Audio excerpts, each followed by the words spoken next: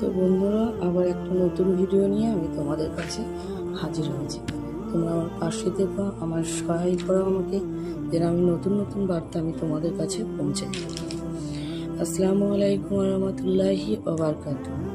হাদিসে বর্ণিত, কেউ যদি প্রত্যেক দিন সকালে ফরজ নামাজের পর সূরা ফাতিহা 7 বার পড়ে পানিতে ফু দিয়ে ওই পানি যদি 7 দিন ধরে খায়, ওই মানুষের জীবনে কোনো বালা মুসিবত আসবে না।